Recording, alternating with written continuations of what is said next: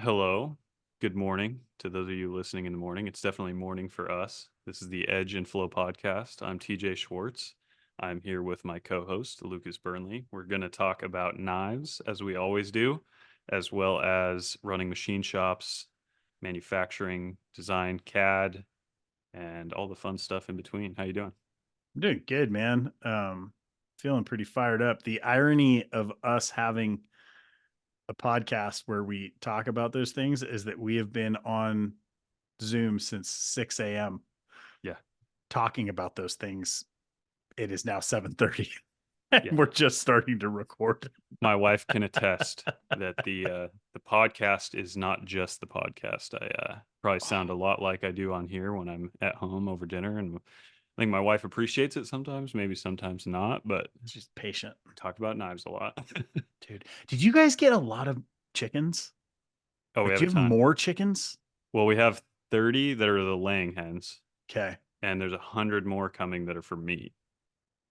I love it so much. What are you going to do with 100 meat birds? So it sounds like a lot, but think about it this way. One Uh, chicken a day.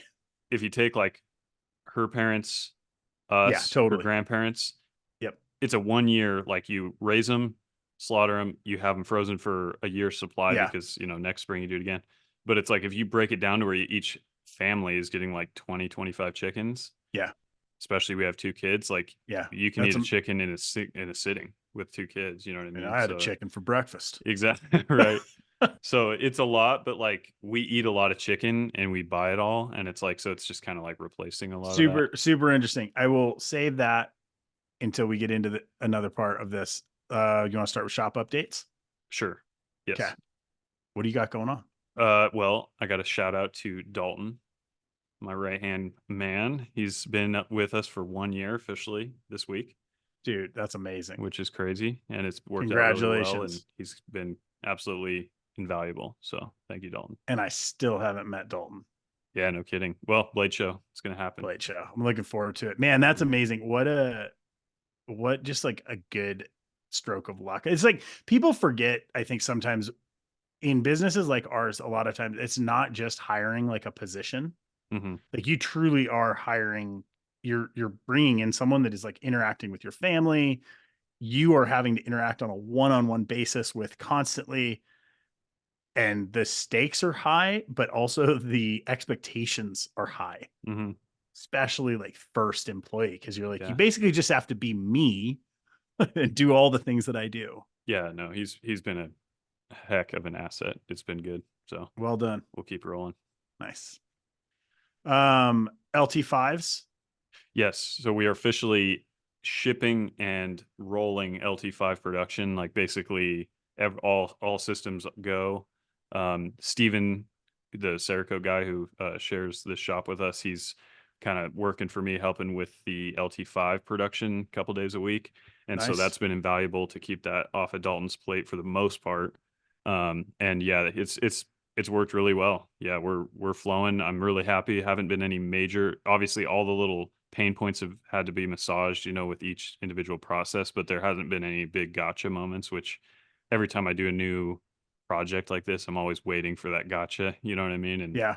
so far, so good. So yeah, we've been shipping them. Um, we got a few on the site right now, but yeah, they're cruising. Amazing, man. Trying to think. I'm in development mode right now. So I'm working on, I need a name that's actually good for this, but I'm working on the Keyhon fixed blade, which you have been kind of coaching me through. We used it as kind of a tool for me learning Fusion. I'm finally at the point where I'm starting to build fixtures. I actually just cut my first part that was modeled and programmed in Fusion last Yeah, night at 9:30 p.m. High that's pucker awesome. factor. Feels really good. Yeah, when you sent me that picture of it complete, because you were like burning the midnight oil, and I was Yeah. pretty much going to bed, and I saw the picture. I knew I was going to bed, knowing that you were running your CNC machine into the night, and then the next morning I woke up and saw a picture of a finished part, and I was like, "That is fantastic." Because Sometimes it just needs to be that. yeah, I don't know why. We were talking about this a little while ago, which is I've been chipping away at this, but also super, super busy.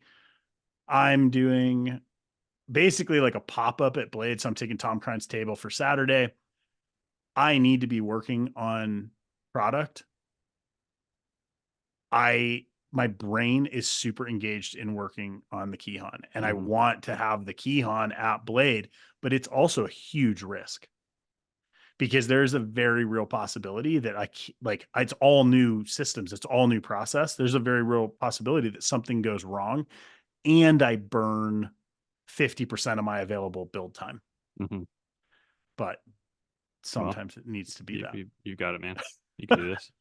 We'll see. I should know Have pretty well faith. by this weekend, I think. So the basic plan is to have the the fixture built and be able to run knife parts next week. And Hmm. once I get to that point, like then I'm just building knives again. All the unknown stuff is just figuring out like how fusion is different than my Yeah. current workflow and different work holding solutions. It's like little Yeah. I described it yesterday to someone as like it's almost like cooking in somebody else's kitchen. Like you kind of know, like you know where things should be. Hmm. You know what you want. It just you look and you're like, who keeps a spatula in like an upper cabinet? Hmm. Yeah. Like it doesn't go Yeah. there. Yeah.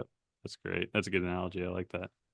Yeah. No, yeah, it's I think you'll find that the work holding really is the bear. That's really Yeah. the boss. And then you get the work holding done, especially on a fixed blade. The actual machining of the fixed blade is the easier part. It's the work holding, which you're in the middle of. So It's nice too. Like once again, it's proving a concept for me, which is basically like bridging the chasm, which is the having not done a thing to having done a thing poorly or like having struggled through it. Like that is actually like I think 90% of the battle. And so I was like looking at like all this fixture and all these components and trying to wrap my head. And I'm like, I looked at one part and I'm like, if I can just machine that one part, the simplest thing, just doing hmm. that will give me so much of a leg up in understanding the way that Fusion's cam Hmm. works. And it's true. Like I look and Yeah. I'm like, okay, that was cumbersome. Took me way too long for what is essentially something I could have probably done in like 4 minutes, in my other like CAD and cam Yeah. software. Um, but now I understand, you know, 85% more Yeah. of Yeah. just how to operate when I go to cut a more complicated part. Yeah, yeah. It's all about, building the confidence, which is why it's a good idea that I think that you started with the clamp. Yeah. Obviously, lower stakes because Lower you're stakes. not machining a Pearson pallet that costs $200 Right. and you're, doing simpler operations. It's Yeah. it's definitely and yeah, I'm glad it It's works. hard though. Like when I've taught people to do like techniques like hand grinding, and it sounds like old, like weird country logic that's double talk, but like, don't end where you want to stop. There's, there's kind of a process there too, which is like, you have to break it down. So in that context, it means like, if you know that you have like a plunge line and that's where you want the plunge line, you basically stop before that point and then like edge into it slowly. You Yeah, don't just yeah, like run into that point. This feels like very similar where like it's so easy to get bogged down in all of the details and like all this like perfectionism. And I'm like, I've never used a Pearson palette before. I need to make sure that the first time I machine a part, I'm not also machining on the Pearson palette with a with yeah, an operating system that I'm not familiar with. With it's like you strip it down to like something recognizable, do that thing, yeah, and then stack that onto something. Now I'm like, okay, at least I know what to look for when I go to the Pearson palette, which I still might mess up because it is still a different way of yeah, working. yeah. No, Um, reducing the newness into yeah, the bite size, which is yeah, that's perfect. That's a good way yeah. to approach it. So probably like a good skill building. I You'll fall in love with Pearson though because dude, that clamp put toe clamps on it and stuff. Just imagine throwing a fixture on there and it's like button press I love probe it. cycle start like it's It it's wild. it just makes me want to be a better machinist. I really, I don't know if you get this, like having nice equipment. We talked about this in another area. Actually, I just realized, having nice equipment makes me feel like a better operator. Mhm. Like if I have good tools, I feel nice when I use them. Mhm. And for me, that actually has like a pretty big effect. Like you can be the super fast kid at the BMX track on a busted up Huffy, and that's amazing. I don't necessarily want to be that all the time. Like sometimes it's Mhm. just nice to be like orange vice, sick. Like Mhm. I like Mhm. to look at it. I like to use it. I don't have one. Um, but I think that I think with what we do, I don't know. I think there's some value in like the clean, crispy, dialed process. Yeah. No, for sure. And having a system you can grow into, Yeah. not like, on a ceiling over your head immediately. Do you growing into systems is a pretty interesting concept because at this stage, you can research things to the point of essentially figuring out the best system right out of the gate. Do you think it's better to start off with systems you can grow into or the best system? Um, it's a good question. I think I, for whatever reason, my brain's going to sheaths right now, even though Hmm. that's not what we're talking about, because that's the thing that has evolved probably the most in since we started. And we do vacuum forming now, and that's right now. I think that's the best system for us. But we Hmm. started out with foam pressing, and I've thought multiple times. I'm like, back in the beginning, I thought about going to vacuum. Should I have done that?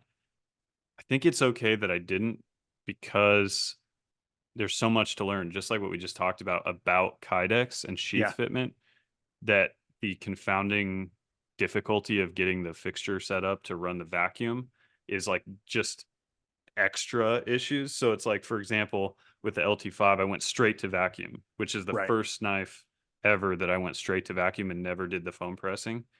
But I had a good idea of how sheath retention works. So when I'm designing the fixture, I have way more confidence about where the Yeah. eyelets need to be and stuff, which reduced the time it took to get the design correct. So Right. it's like a system that is not ideal, but is a good enough approximation that you're going to learn from it, I think is not wasted time if it gets you results That's faster. where that's where I end up is iterations are important. And I actually it's the idea of not knowing what you don't know. So like you can have a lot of opinions. Like you could have tons of opinions about why vacuum forming is better, faster, more efficient, makes a better product. But if you're missing information as to like what makes a good kydex sheath, right? Hmm. It doesn't matter. Yeah. And I think there's a lot of areas where our preconceived notions of how a thing should operate can just really reduce the effectiveness of it if you Hmm. jump straight to that. Like Hmm. it's like you get the use of something or like the application of ideas is like how they gain substance, Yeah. Yeah. That's right? for sure. Yeah, and that takes me back to when I was originally making like the Overland sheath just purely by hand, just Yeah, totally by hand. And the rapid iteration and creating template after template, and like it just evolved, and then it went to partially CNC but still foam molding. And so I right. was able to cement the shape, and it's like if I had gone to the more complex strategies, I probably would have had a lesser sheath because of it, design wise. 100% because the iterations now become that much harder. Yeah, yeah, exactly. Ooh, that's like that's pretty sticky. Hmm. That's like an argument. I mean, I've talked about like, hand making things first, not as like, oh, it's better. I think for me, it's good in understanding because sometimes it just slows you down and you're having to like figure out how something is Hmm. working. It's like the idea of like being able to do dumb things faster Yeah. is valid, right? Mhm. Like, I think that they're like you starting out on like a very simple and limited CNC machine is probably better than you jumping straight into a sile, Mhm. right? Not for any specific reason, just more like, I guess, like holistically, like you Mhm. had to kind of deal with things. Maybe it's not as rigid. Maybe feeds and speeds were limited. So you had to actually like figure out workarounds, which is like building your like muscles Mhm. Mhm. of making. Same Kydex is honestly is a great example because there is a ton of horrible Kydex on the market Mhm. where sheaths just don't fit right. Like if you don't know how to make a good Kydex sheath and you don't know what constitutes like a good, you know, useful sheath, doesn't matter how fast you can make them. Yeah. Yeah, yeah. Yeah. That's exactly right. I don't know if that was a huge tangent. That were we talking about something else? No, no, I think that no, that's an excellent little pathway we're on. That I was just thinking that's one of the reasons why I think CNC is so incredible, like a CNC mill, is that if you think about pre-CNC era, you had, okay, you can make a knife by hand, like literally grind it, Yep. bandsaw it, straight mechanical. Yep. And then it's like, okay, now I want to mass produce it. What does that mean? That probably means stamping, drop forging, uh, maybe there was such a thing as a duplication machine for like handles or something, but Yep. generally you're talking about extreme amounts of engineering to go from hand making to Yep. duplicating. Whereas now the CNC, it didn't add like a upper tier of Right. manufacturing, it added a middle tier, which is you can make one and then Yeah. you can tweak it, and then you can make another one, then you can Right. tweak it, you make another one. Whereas old school manufacturing, you go back to like the, World War II, it's like Right. they build a stamping jig for like making a fender for a Jeep, and they're like, ah, that's not quite right. Right. We're making them though, like that's Yeah, just the or way like it is. yeah, you're using You like a can't copy iterate. lathe to turn handles or the Yeah. engineering that went into production. Although, this is interesting. I'm reading the book on Bill Skagel Hmm. right now. I think you would really enjoy it. Um, he is like he's kind of like one of the first like individual kind of bladesmiths, like American bladesmiths. There was guys in like San Francisco and there was like these gold rush era makers. And I would be curious to like kind of parallel this, but the way the book presents it is kind of like he's like one of the roots of like American knife making. Hmm. And one of the people that kind of passed through him was Bo Randall. And Randall is a really interesting case study in production, Hmm. but done in a way that it probably could have been done 100 years ago. Mm. They they do some forging. They're still like they grind on like stone wheels, and the product feels really, really authentic to knives that were like made around that time period. And I think Hmm. it's like to your point, that maybe was the middle line. So you could be an individual maker of anything. Hmm. Okay.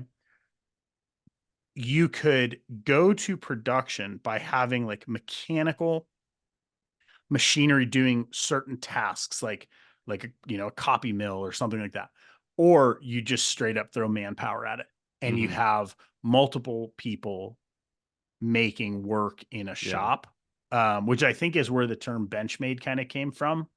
Like the original, not Hmm. Benchmade the company, but Benchmade like the concept, Mm. which is you have a product that is being done in different stages by talented people.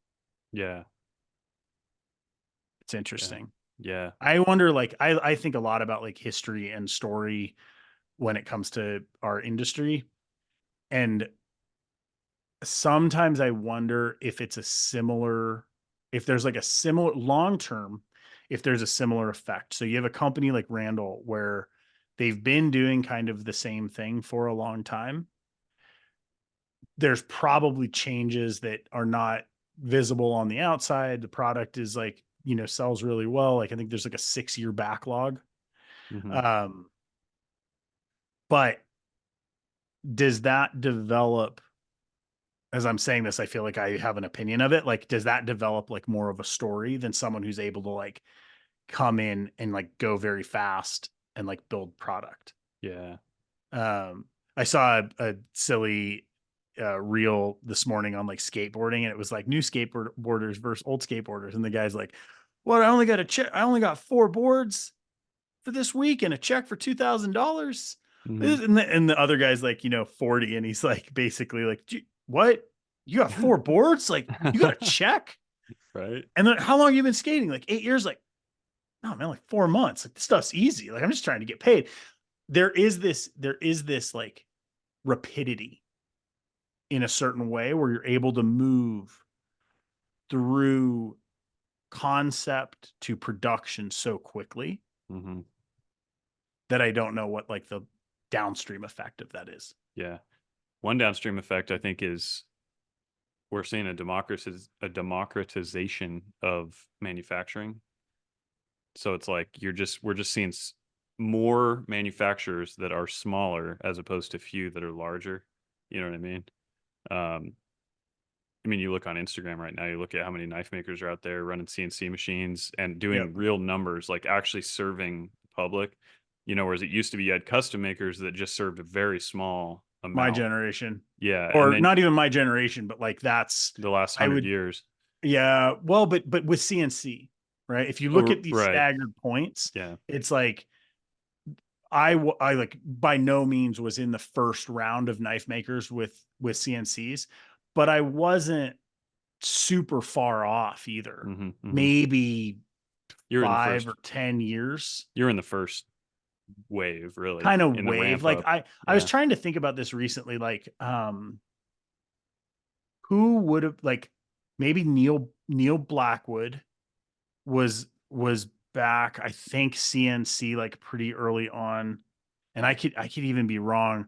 Um there's like a handful, but there was also a handful of guys that like went CNC right into production, Mm.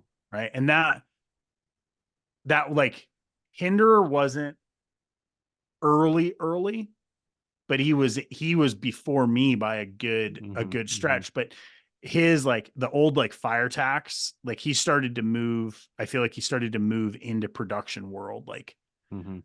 that was the course. And I think when I came into CNC, I think there was a lot of makers that production was not actually the goal of having a CNC. Right.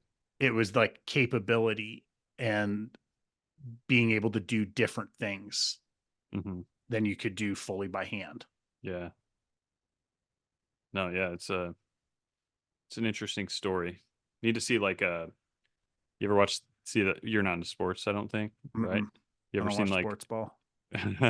there's a series that they do called 30 for 30 where Mm-hmm. they go back in time to like moments in sports history, Mm-hmm. stories, not games, but like Right. stories. And it's like we almost need like 30 for 30s on the knife industry of like the story of how the CNC took off or the story of, these people like Dude, that's capturing a moments in like actually a mini documentaries. fantastic idea. Yeah. If you're listening to this and you want like an idea for a book or a series, 30 for 30, Yeah. that's a pretty solid tie-in. Hmm. Did you see the trading cards that Big Idea just released? I feel like I saw a meme about maker cards, but Okay. I don't know the Not a basis. meme. So this ties in actually. They reached out to me and they were like, "Hey, we're doing this project. Like, we would love for you to be a part of it." And they like sent me like a mocked up trading card. And it's super silly, right? Hmm. It's a very small section of the industry. Like, who's in the cards are like very closely linked, right? Mm-hmm. But what I loved about the idea, like in my Facebook group, someone posted like, "Am I lame because I only know like two of these names?" And for me, I was like, "No, that's the value." Hmm. Because even if you've been in the industry a long time, like you have like your flow, you have the makers you follow, or you have like the style of knife that you like. trading cards are really, really interesting. Like they, it's an old concept, but it's not buying a book on history. Hmm. It's sorting through a pack and being like, who is this name? And going to Instagram and looking that person up and knowing Hmm. something that you didn't know before. It's that same way of like locating information. I Yeah. think it's really, really fun. No, that's amazing. It's like It's snapshots. I didn't Like, understand the basis until you just described it. So yeah, I immediately think of like, a baseball card collection. It's like, oh, I yeah, got a Mickey Mantle original, yeah. it's like that's interesting. Oh, That's really interesting. there's some like good content. Like everybody is posting really fun content about it. Taylor Martin had like a great, it's like more gamified where he's like they're slapping cards down on the table. It's That's what that really was. I it, yeah, saw yeah. that. I didn't That's what it catch was. I didn't catch That's it. what I it didn't know was. what they So I'm I really, really hope that it is a project that they keep doing and not like it's ridiculous to be on a trading card. Like that's fun. It's very funny, but I actually do see a huge amount of value from the standpoint of like accessibility and then being able to tie into collections. Like I've always talked about Coca-Cola, which is like Coca-Cola is not a collector brand. It's not supreme, right? It's hmm not like a hype product. It's that it was so ubiquitous. It was so common and like around that as they did merch, as they did, signage, people would collect a sign. And hmm then it's like maybe you worked there and you had like a button that was released or something. And I love that history. Something like a trading card in the context of a larger collection, I think really adds like flavor hmm to it. No, that's that's very interesting. I never Yeah, even didn't occur to me. pretty fun. I like that. Because it's ridiculous. Because like we're like knife makers and like EDC reviewers and photographers and stuff that are going into it. And you're like that, but that comment was beautiful because it just showed like, yep, there's the linking. So Hmm. you may not know all these names, but right now we are all linked by at the very loosest one company Yeah. who sees us as something that they are connected to. Yeah. No, that's That really cool. so I'm storytelling. excited to see how that materializes at Blade Show. Me too. It's really Yeah. I don't know, man. Our industry is like it's easy to take seriously when you are involved in it because it is serious. Like we are building tools. And for those of us on the side of it being our business, I mean, like we're building, financial stability for our families and like this is our livelihood. But it's also really easy to poke fun at because it's super nerdy Hmm. and on like the other side where it's like just it's full comic-con like Yeah. Yeah. which is also serious and silly depending on where you exist in it. When's a knife maker or a company gonna make somehow knife related 20-sided die Dude, and like that thing? I could see I that don't being an know. interesting mix, like a That's a new like a new role sci-fi. play side of things. So, I think that the gamification of things is one of the most valuable things you can do to create attachment points, like long Hmm. lasting attachment points. Like if you can make it fun, I think having kids has really like brought this into perspective. Um, because like I know that like Bo always tells me like, how come you never smile or like how come you never laugh? And I look and I'm like, I don't think that that's true, but I get that I am more serious than I am silly. And Hmm. I've probably always been that way. Hmm. But I realize now, like if I want to teach him something, being super serious about it isn't always the way to do that. It's like if I Yeah. can gamify it, make it light and make it fun Hmm. and have him learn it by like osmosis, I'm gonna have better results. You don't know a hack we just discovered? Lay it on me. It's like Delta, our daughter, she's 4. If it's like Delta, can you please go get that hairbrush out of the bathroom, please? Like we need to brush your hair. Of course, she's like, no, I don't want to, or whatever. It's like what if you race Willie? Who do you think Oh can get yeah. it first? Yeah. And pitting them against each other to race to do things is the ultimate hack. Because Delta always wins, Willie's Right. too, but it's Wins mainly for Delta now. where it's like her beating Wilson to go do a chore is like a little That's the cheat code. goal. What do we, But there's so many of the, like we'll ask like, hey, would you rather get your hair brushed or brush your teeth first? mm, And just the ability to have an option seems to like break the resistance a lot of times. yeah, And then that'll stop working and then you move on to yeah, something else. exactly. Exactly. Yeah. That's pretty fun, man. I don't There, know. I've been doing archery with Bo. So we kind of we've been rolling through some like after school stuff. So he just did like an introductory like Aikido course, right? And we're at the mhm, end of the ski season. Aikido is really interesting because it's so slow form and he has, we think, like undiagnosed ADHD. Winston does not. Um, so it's really easy to want to do things with him where it's like the excitement of the thing is what keeps him in it. mhm, But I see that he wants to do like Aikido. He really enjoyed it, but it's hard for his body, like because he's wanting to move and like the instructor's talking, and it would be very easy to be like, okay, we're just going to go straight to, uh, like a more kind of active martial art.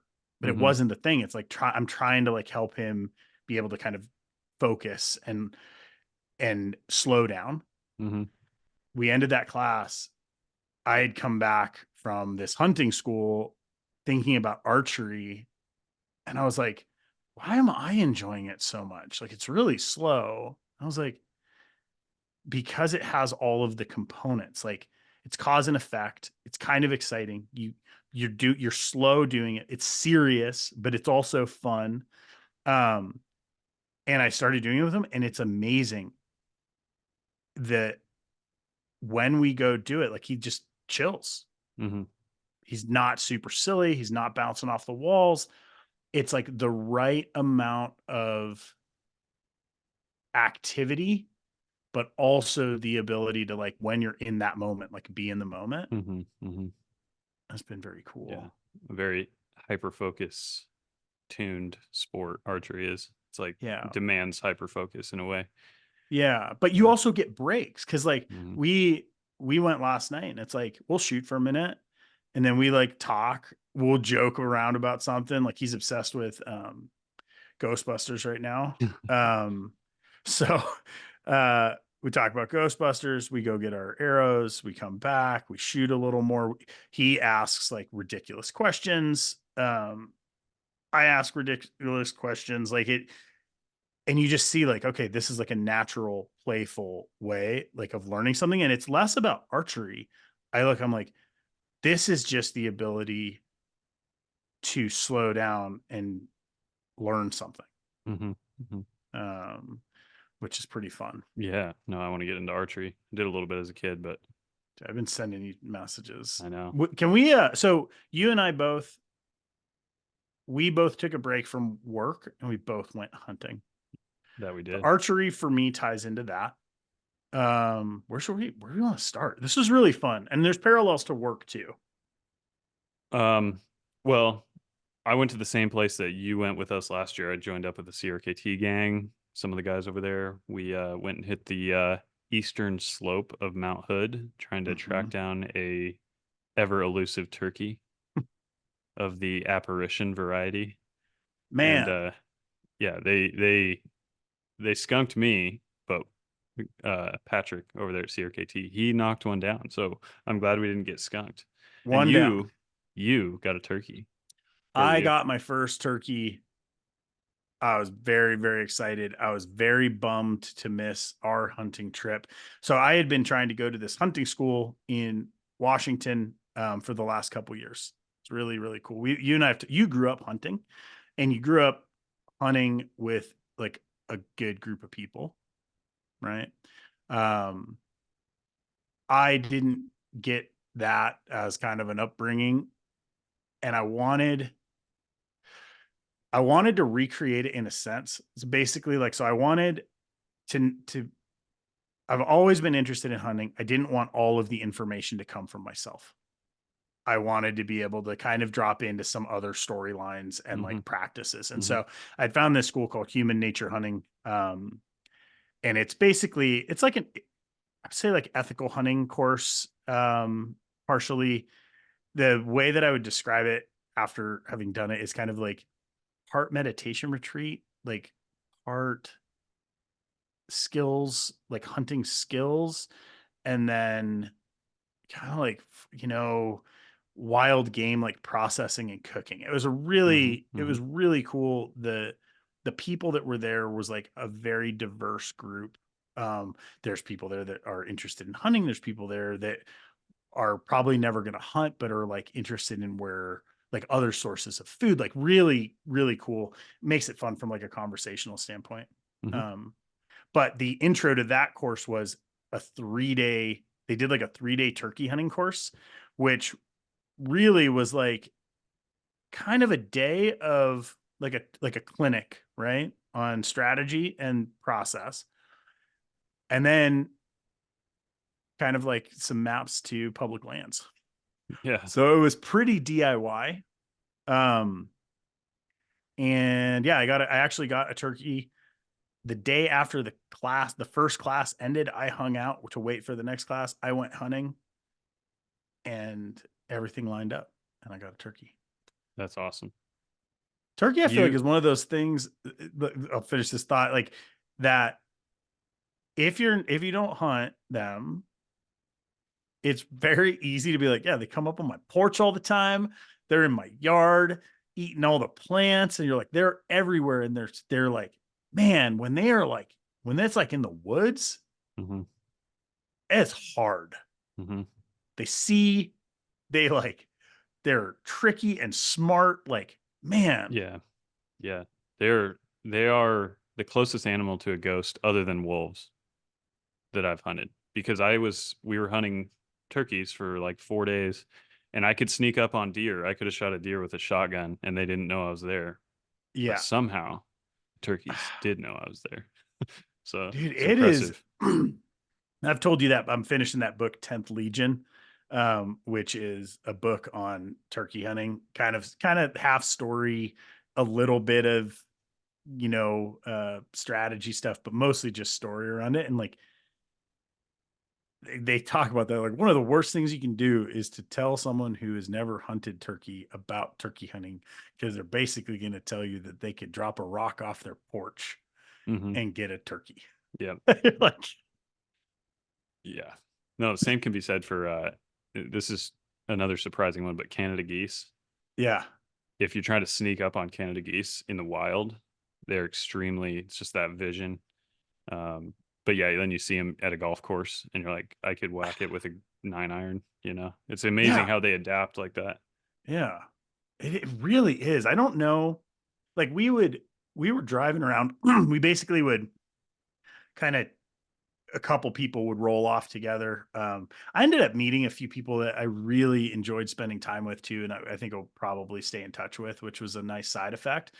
But like you just be driving down the road and you're like, there's literally 15 turkeys in the road crossing onto someone's farm, and then they'll just hang out on a farm. I had the most contact with turkeys I've ever had. I was able to call in like 2 or 3 hens. I literally only saw 1. I got a Jake. Uh, I only saw 1.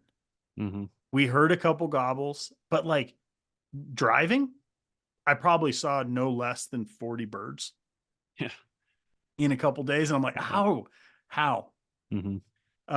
Also cool thing. So when I talk about like the ethical side of it, like I'm always one, I'm interested in kind of like the ecology behind hunting and like just different thought processes around how to make it environmentally friendly as possible, but mostly around like meat usage and stuff like Mhm. that. And that was Mhm. a big one. Is I've heard a lot of people talk about like, oh, with the turkey, like you just breast it and like leave the rest. It's like I don't want to do that. Mhm. I'm like I want a bird. Mhm. And so that was like one of the fun things was actually how seeing how someone processes one. That was one of the things we did on the first day was we processed the bird. So like when I was out, I was like, oh, cool. Like here's here's how I field dress it. Here's how like here's how to leave with a complete bird. Mhm, mhm. So I have a full turkey in my fridge, and that feels good. That's cool. And then like figuring out like just like little things. He had this neat trick of he's showing. He's like the legs are really tough. He's like so if you just cut the skin around this joint and then bend, he's like you can actually pull out most of the tendons with the leg bone. I was like, man, that is, it's just little, it's like little tweaks. It's almost, it's like Yeah, anything that we do. If you go to another shop from someone who's been doing this longer or is doing bigger numbers, it's not that it changes everything that you do. It's that you see these little refinements. yeah, And it's like, yeah, I knew how to field dress a turkey. I just didn't know all of it. The yeah. way that they were plucking him is really, he plucks the whole bird. I was like, oh, wow, that's really cool. Mhm. Um, so it was very fun. Archery came from that a little bit, dude. Now you have to shoot a turkey with a bow. I will not be doing that. So one of the guys we go with, Doug, who is the one who started this uh, for us and put it all together. He goes traditional, and he goes with a bow and tries to take a turkey. And I'm fairly certain that I will never hit the point where I am taking too many turkey with a shotgun. Yep, yep. That's probably accurate. Just Um, Not going to happen. yeah, yeah. Archery is it's a whole different ball game, and that. Like I said, I haven't really got into it, but I didn't grow up. I grew up messing around with it, like at summer camp, but not like at a hunting level. So, So no one in your like group was a oh, bow hunter. I had numerous like close slash best friends in high school Sure. that were archery hunters, big time, a Yeah. lot of archery hunting, but Yeah. like the people teaching me to hunt were my family, which are not archery hunters. Which are So, not archery hunters. yeah, Yeah. yeah. I'm It's really interesting. So far, I had not shot like I like same as you. Like I've played with some compound bows, 10 years ago, 15 years ago, probably got to shoot something. Um, I got to spend a little time behind like a modern compound and I just really enjoyed it. Mhm, Um, Coming like from a more like firearm centric background, it just feels really familiar. I like the technology. I like the efficiency. Like I love peep sights. So like having a peep sight on a bow is wild. But it also feels really, really analog. mhm. Um, which was very satisfying. I go I go down the rabbit hole on like anything. I think archery might be one of the deepest that I've kind of experienced as far as how many like you start looking at bows, then you start looking at it, like the equipment, sights, rests. It is wild how much and how fast people are actually like moving through things. So like one Mm, of the recommendations that some friends made, they were like, join Archery Talk. Secondary pricing on bows is like very, very reasonable. And it is amazing. Like you can get like last year's bow for like half price. Like mhm, the problem with that is that I don't know what I don't know. So it's like really, I sent you that Matthews. Like it would be super easy just to go to that level and be like, yep, I want a Matthews lift 33. That's mhm. awesome. I don't know that, Yeah, yeah, yeah, you know? yeah. It's back to our earlier conversation of not going through the ringer of like understanding where the limitations of simpler or cheaper bows or older Yeah. bows is and stuff. Yeah. Yeah. If I can't outshoot it, what does it matter? Mhm, mhm. Right. And I like to have, I don't know, I like the ability to kind of like progress with something, Yeah. but I'm actually hoping this one sticks as the boys are getting older and I'm watching like sports happen. I will be supportive of any sport that they want to do. Like if Bo wants to play baseball or whatever, I'll do it. If I can have them doing activities that the whole family can also be active in. That's like gonna be my baseline. Hmm. And something like archery, man, I mean, that's like it's great because like the whole family can do it and have a good Yeah. time and like be involved. Hmm. Not to say that you couldn't with baseball, but like I'm not a baseball player, so Yeah. Yeah. No, that's valid. I don't know. Do you guys think about that? Like, are you do you think you will be a sports family? Uh, yes. We both sides come from sports Yeah. families. Not necessarily like on my wife's side, more like track and cross country, Yep.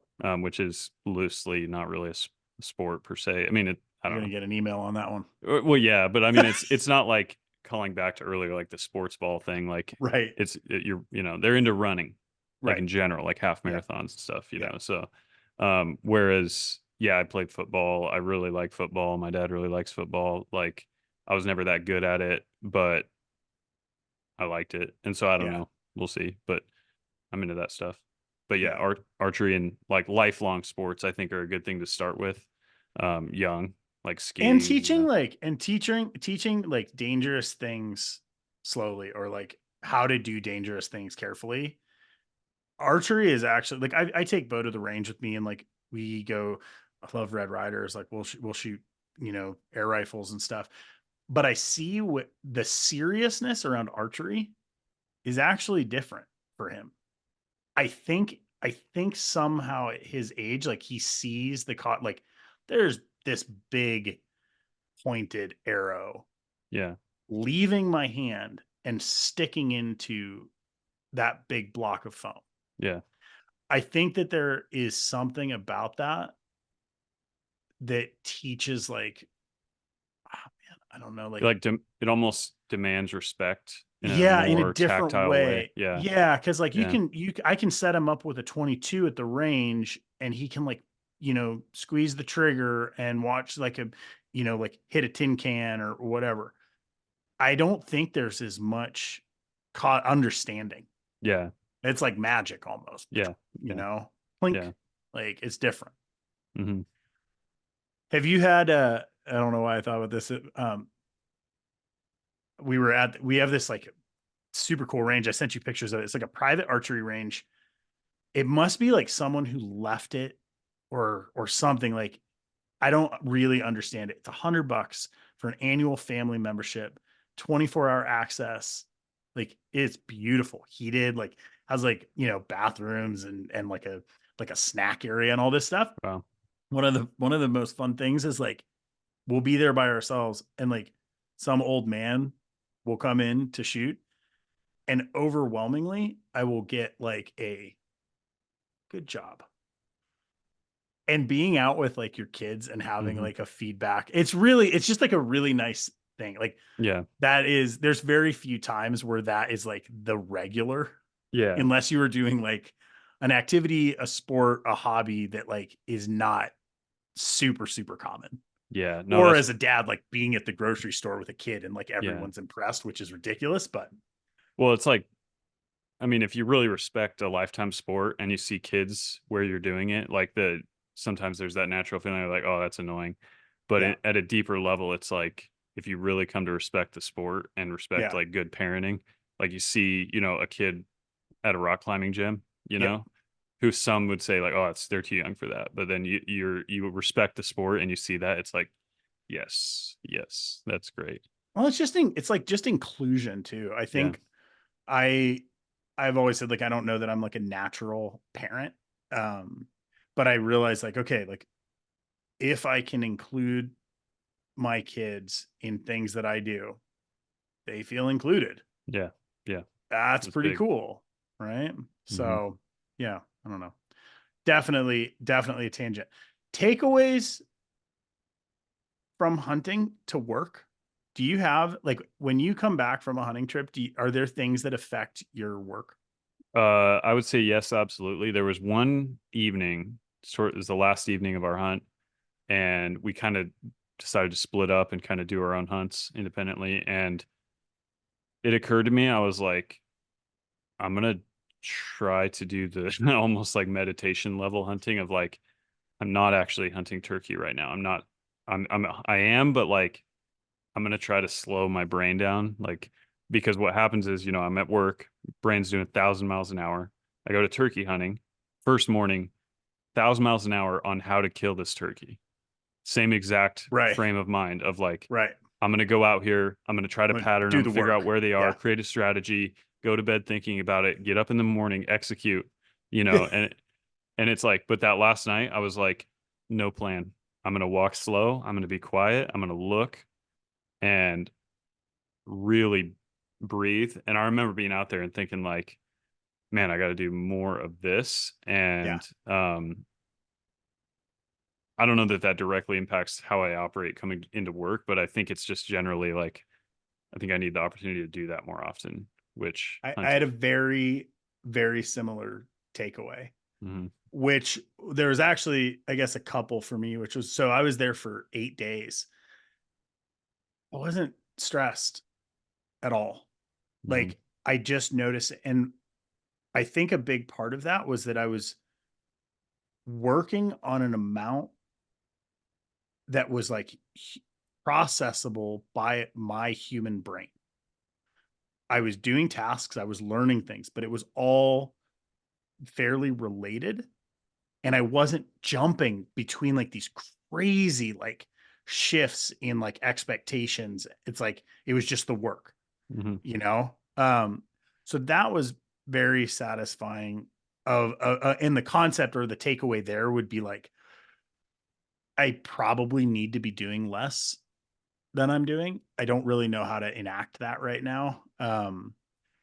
The more tangible one was like around the concept of still hunting, which is like what you're talking about, which is basically walking very, very slowly, listening, stopping, you know, maybe glassing Mhm. and waiting, like kind of watching as thing. It's like, I guess stalking without something being there necessarily, or even if there is, it's just existing at a speed where you're able to notice things Mhm. happening. Mhm. One of the, like a I remember walking into a clearing. So coming from the woods like into an open field, I like stopped just before I walked into the field and I just watched. And in that time, I saw a deer and a turkey at the other end of the field. And if I had just walked into the field, I 100% they would have been gone. Mhm. Mhm. The takeaway there was like, I do that in my shop so much. Like, I just storm into my shop and start working. And when I got back from the trip, I realized I was like, man, as you change spaces, it's fully okay to just like hang out for a second. Like, and so I started when I started coming into the shop, I would just like, just kind of like get used to that space. Yeah. 30 seconds even, but it Yeah. like somehow it helped with this feeling of like rushing. Mhm. Um, it's really nice. Man, I don't know. I realize it's kind of like our Red X days where I'm starting to see that there are these like cycles and seasons that if you like pay attention to them or engage with them, I think that it really improves your overarching time. And that might sound like the most ridiculous, like purple, like obvious comment, but it's really easy to forget, Mhm. right? Like, oh, like slowing down and like doing things that interest you is like valuable. Like, yeah. But I don't know. Does I came back from it also feeling it like a different engagement to knives in a way, which I think I could see happening in my case more than in your case for a weird reason. You were actually out with a group of people from the knife industry. I was out with a group of people that some of them like really didn't have a concept of knives, Mhm. you know, and being able to like interact in that really kind of fueled. some thoughts around like design and utility, and I mean, just kind of broad spectrum. I think that was pretty fun. Yeah. Yeah. Sort of get out of the group think that any industry will have, and just what are we trying to do? We're trying to clean a bird. Yep. We're not trying to navigate through, competitive arena of designers and Yep. businesses. It's just trying to process food. Yep. And Yeah. see, like, okay, so I mean, like the guy Bruce McGlenn, who puts these classes on, was telling you like he just, I was like, oh, like what knives do you use? Like what do you, he uses like a buck pocket knife. And that's what he uses for elk. And that's what he uses for turkey. And that's what, and sometimes just like stripping things down to their most basic form is such a valuable tool. Because it's that preconceived notion thing. I'm like, oh, do you use a bone saw? He's like, I don't use a bone saw. I do it this way. I'm like, yeah, there's different ways to do it. And what is advertised all the time is not necessarily what people use. The other guy there, I think his name was uh, Carrie. He Terry. He is like, yeah, I just use like a old timer pocket knife, like Mhm. a slip joint. And Mhm. he was the archery guy, and I'm like, it's tracks. Also, for the record, I got to shoot his. He's like a 70-plus-year-old man, and he shoots a 65-pound recurve. Mhm. I put 5 arrows through it, and I felt like my bicep was going to detach. That is they talk about like old man Yeah. strength. Like Yeah. Yes. that's just I'm a believer different. in that. Yeah, and But archery is a weird set of muscles. I know I've heard that they'll dig up remains, like medieval grave sites, and they'll find people that they know were archers because of their spinal right, alignment, literally because it's such shifts a your frame. strange way of pulling on something that it like changes your entire skeletal Have you structure. seen? There's a few people like on the interwebs now that are doing like they're shooting war bows and stuff, like Mm-mm. 150-pound like Yeah. longbow kind of stuff. It's wild. And you just realize like, wow, that's why your, you know, musculature and skeleton changed. Yeah. Yeah. Yeah. It's interesting. So like Doug, our friend Doug, he shoots, you know, traditional recurve, but like, I think it's called instinctual shooting, Yeah. No sights. right? No sights at all. And you're not really aiming. It's like you're looking where you want to hit, and then your body is aligning to that. Hmm. Um,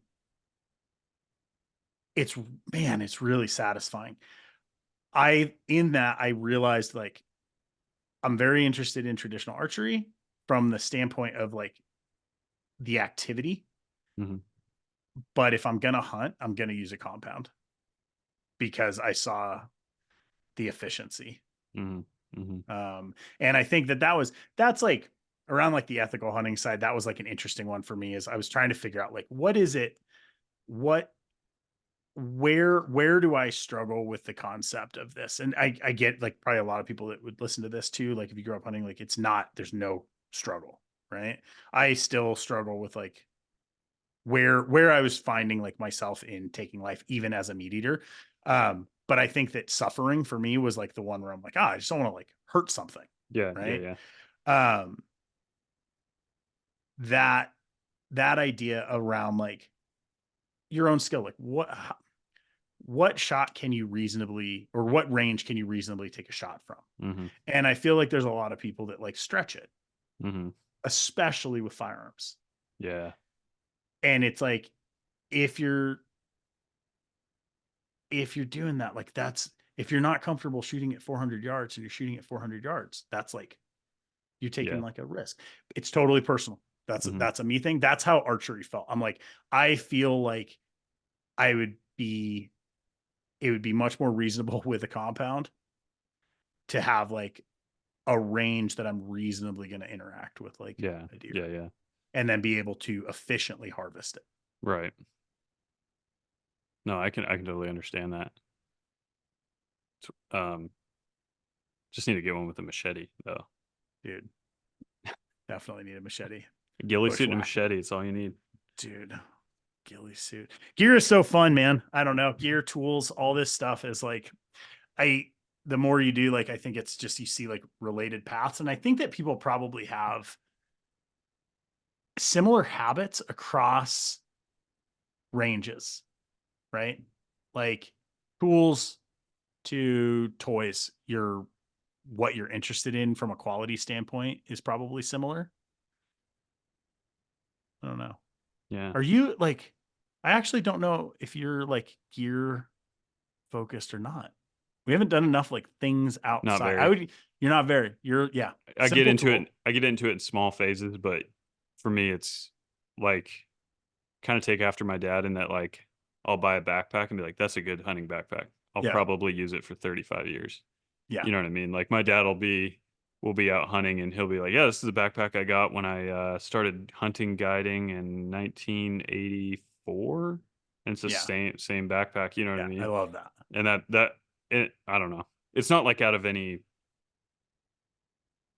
like code or moral, Total. Yeah. and Yeah. it's Totally. literally just like I have a backpack, Right. so that's what I got. Well, I think knives are the same way where it's really easy to make, like a judgment or form an opinion around them. Like, okay, if you use this super, like I noticed myself doing it, like, I use this super simple knife to like do everything.